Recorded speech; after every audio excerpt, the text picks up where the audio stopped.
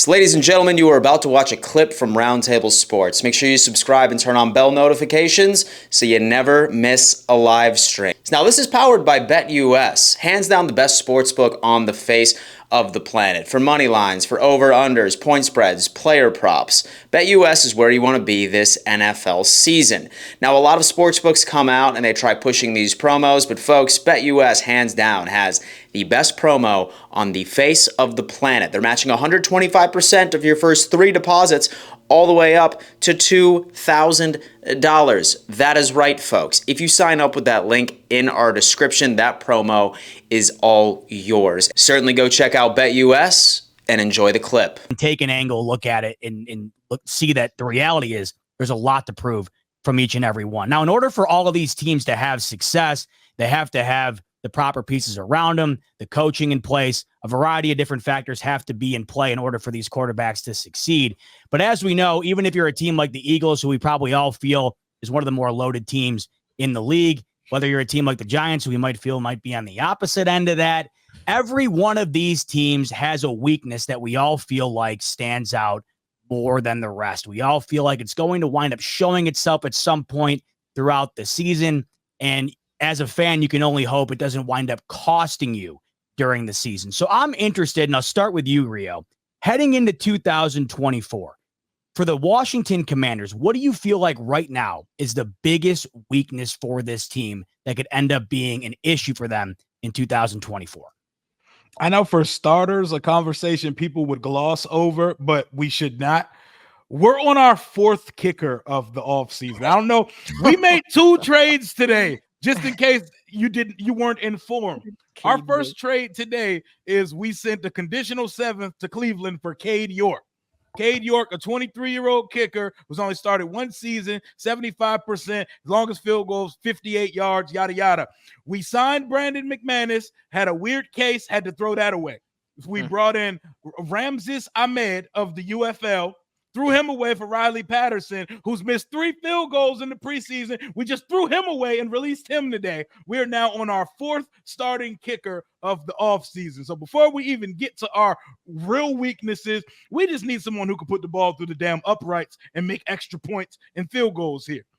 But our actual real weakness of the team, why wide receiver could end up being there, I trust the offense has pass catchers from other positions like running back and tight end to add to the wide receiver room to supplant it. I think our cornerback room is the weakness of this team right now. I've watched in back-to-back weeks of preseason, and it's preseason, so it does happen. So you want to take some of this with a grain of salt. I've watched Emmanuel Forbes get cooked by Jason Brownlee in week 1.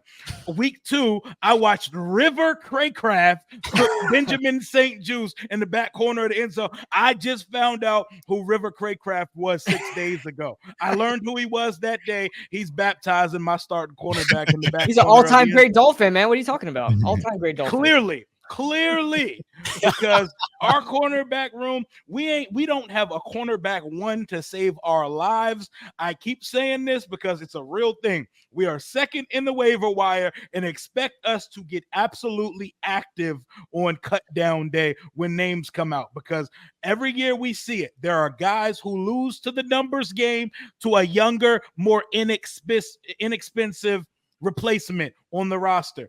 I will be scoping NFL waiver wires like I'm in fantasy football to what cornerbacks get released. Because the only cornerback spot we have solidified is our rookie starting in the slot, Mikey Sanders still. Absolute baller, as advertised. He doesn't count in this conversation. But on the outside, between Michael Davis, Emmanuel Forbes, and Benjamin St. Juice, it's just a pot of mid to lesser than right now. And I'm not sure how we're guarding receivers on the outside. I know Joe Witt and Dan Quinn, everybody says trust them when it comes to secondary. They will make nobodies look like somebodies. Nah, that's Al Harris, broski. That's Al Harris. He's still in Dallas. Hey, we will see. But when the real defense comes out to play, when we put Deron Payne, when we put Jonathan Allen, Bobby Wagner, Johnny Newton out on the field, we will see just how much the cornerback room will be a liability. But kicker and cornerback, those are my biggest weaknesses on this roster right now.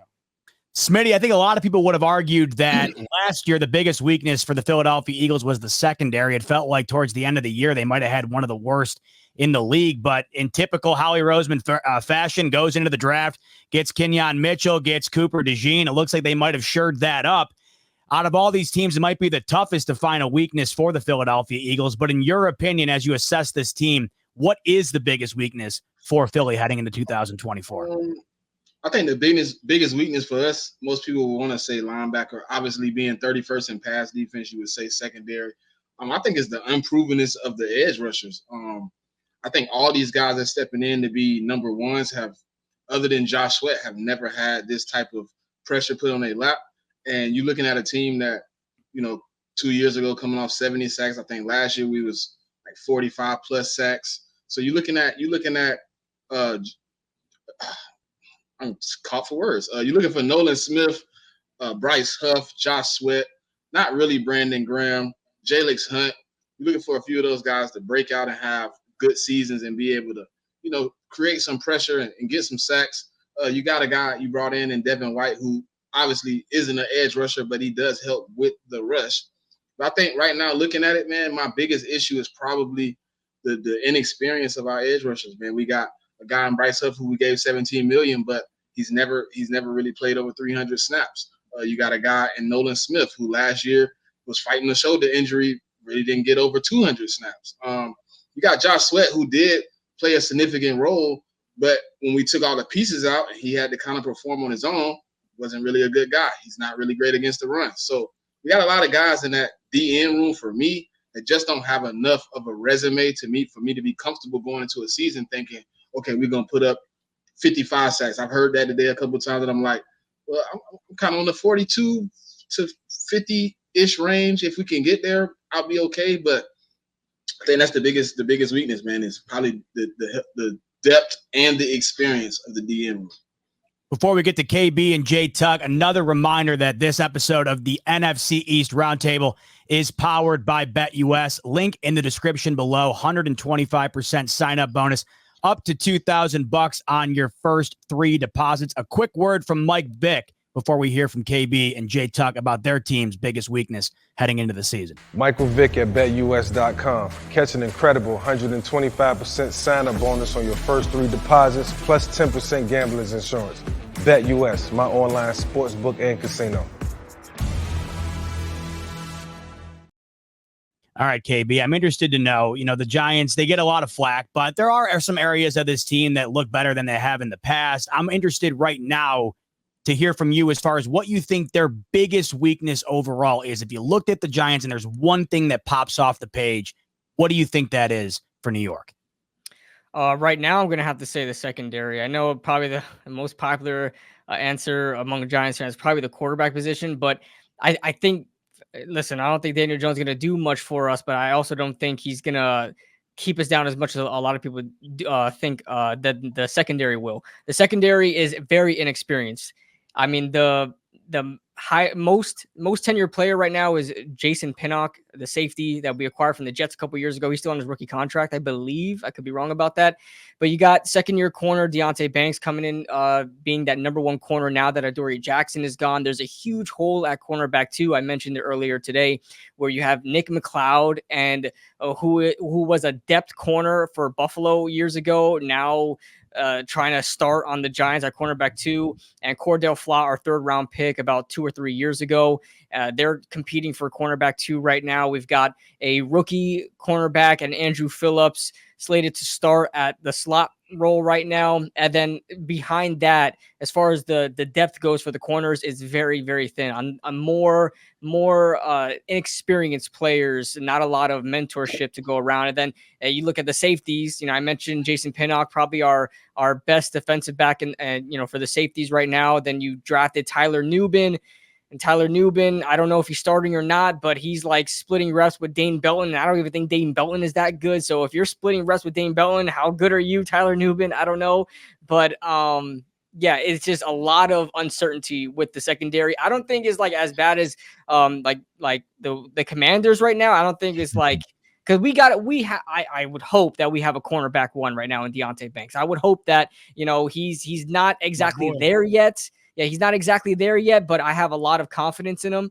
So there is a little bit of a foundation, but other than that, I mean, it's really, really like scary to think about high-powered offenses going against this secondary. I don't know how much the front seven is going to help if this secondary is getting burnt time and time again. So it feels like for the Giants that the front end of that defense is really going to have to carry the weight because it ends up getting to the back end. It could be scary for the Giants. Absolutely. Jay Tuck with the Cowboys. What do you look at right now that pops off? I mean, I know last year it ended poorly, especially with the expectations that Dallas Cowboys fans had going into the postseason. I think you could have predicted maybe a loss to the Packers the way they were playing, not the way that it ended up going down, though. Mike McCarthy's seat could be hot. We know the situation with Dak and his contract, a lot going on in Dallas. So heading into 2024, if there's one thing that sticks out to you as far as a weakness is concerned for the Cowboys, what do you think that might be? Yeah, I think you just hit the nail on it, on the head. It's the Dallas Cowboys themselves is the biggest weakness, right? In their front office specifically, who welcomes drama, media attention to the team. And, Jerry Jones has spoken about it, and even DeMarcus Lawrence spoke about the other day. It was like, hey, we got to deal with all these distractions because we know it's going to come with the territory. So what's going to happen this year if the Dak Prescott deal is not done? After every game, as I said earlier, should Dak be signed? Should Dak not be signed? Should Mike McCarthy stay? Should Mike McCarthy go? What about Coach Zimmer? Because everybody's on a 1-year prove-it deal, and I feel like this is going to be a dark cloud that's really going to linger over our season. So it's going to be very important that our team bands together and blocks out the noise. But from a field perspective, I would say that our biggest weakness is we are very front heavy. And what do I mean by that? Our young left tackle and Tyler Guyton looks promising, but if he gets nicked up, our left tackle situation looks bad, right? Even when you go to our defensive line, Marshawn Nealon, who I spoke about heavily, if he gets nicked up, our defensive end looks bad. Like our defensive tackles look bad. So I feel like we're very front heavy. But the thing that I am concerned about the most is all the distractions of these contracts and 1-year deals and uncertainty lingering over the Cowboys throughout the season. And it's not the exciting part that I'm looking forward to because I wish it could be just focusing on football, but we know how the media does, the mainstream media does. Every loss, every win is going to be a question. And if you answer it wrong, that's going to be a headline, and it's going to turn to another headline the following week. It's just going to be all damn day until these deals get done.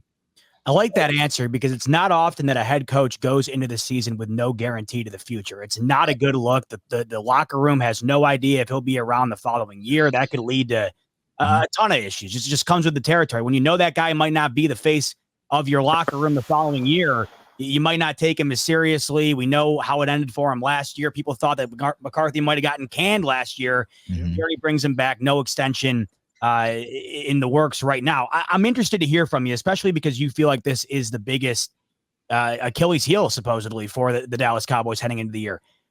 What's the threshold for the Cowboys in terms of Mike McCarthy? What threshold does he have to hit to keep his job? What's the basement that he has to hit for you to say there's no way they're bringing him back next year? For me personally, I feel like he's already hit it, right? So I feel like Cowboys fans and also this organization is acting really brand new right now. Like, oh, okay, 12-5 and playoff loss, and we lost in the wild card. Remember, we haven't made consecutive playoffs since the 90s. So why are we sitting here acting like Mike McCarthy has to do something that nobody has done in 30 years or else? If you look at the regular season, he's been one of the winningest coaches post Jimmy Johnson era. So it's like, for me personally, I feel like Mike McCarthy has proven himself because you think about it, his only losing season that he's had in Dallas, he lost Dak Prescott for the entire of the season. You brought him back, lost Dak Prescott again, won games with Cooper Rush. You lost your left tackle in Tyron Smith before. You lost Leighton Vander Esch. You lost your right tackle. You lost Trayvon Diggs. Like, you had all these injuries that happened to your team, and you still have shown a consistency of winning games. Now, have you won the big games in the playoffs? Absolutely not. So for me, I asked Cowboys fans this question. Let's say, for instance, we do go 12-5, or we get 13 wins, or hell, we win the division in back-to-back years, and then we win the wild card game and then lose the divisional. I feel like that still warrants Mike McCarthy to return. Like, I don't think that you have to win a Super Bowl or go to an NFC championship in order for him to keep his job. So for me personally, he's done enough, but I feel like what the Cowboys are doing is saying NFC championship or bust, which I don't understand, right? So let's say, for instance, Mike McCarthy gets to the NFC Championship or Dak Prescott gets to the NFC Championship and we get blown out by Philly or the 49ers. We're going to come back on the show and everyone's going to say Dak can't win the big game. Mike can't win the big game. The Cowboys haven't won a Super Bowl since VHS. It's going to be the same narrative. So why is the NFC Championship now this standard of excellence that we have to just get to it? Is because they're setting the bar low. And I just feel like, for me personally, Mike McCarthy has proved himself since he's been here at Dallas. And if you think about it, last year was his first year as the Cowboys head coach. Well, why are you saying that, Tuck? Because Jerry Jones forced Kellen Moore on Mike McCarthy, even when he didn't want it. Even when he hated Kellen Moore. Mike McCarthy did not like Kellen Moore, but Jerry Jones says he is going to be the play caller. And last year was the first year that Mike McCarthy was in full control of the offense, and you saw what our offense was able to do without Kellen. So me personally, he's done enough, but I would say probably NFC Championship or whatever, you know what I'm saying? So yeah.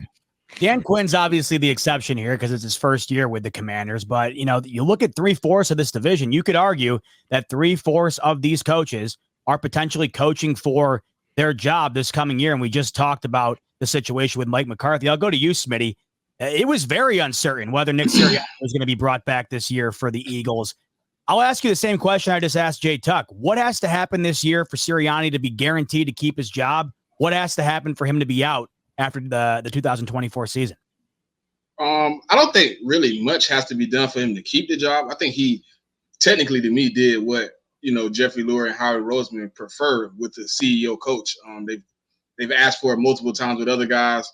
But I think what has to happen for him to get fired, I mean, complete catastrophic failure. Like, you have to, first off, not have a winning season, not make the playoffs. I think it has to look bad. I don't think it's really much. Like, if we make the playoffs, get a playoff win, he pretty much can say he got a job, right? He has as simple as to keep his job. But to lose, I think we have to at least be under 9 wins, out of the playoffs. It has to look really bad. Michael Vick at BetUS.com. Catch an incredible 125% sign-up bonus on your first 3 deposits, plus 10% gambler's insurance. BetUS, my online sportsbook and casino.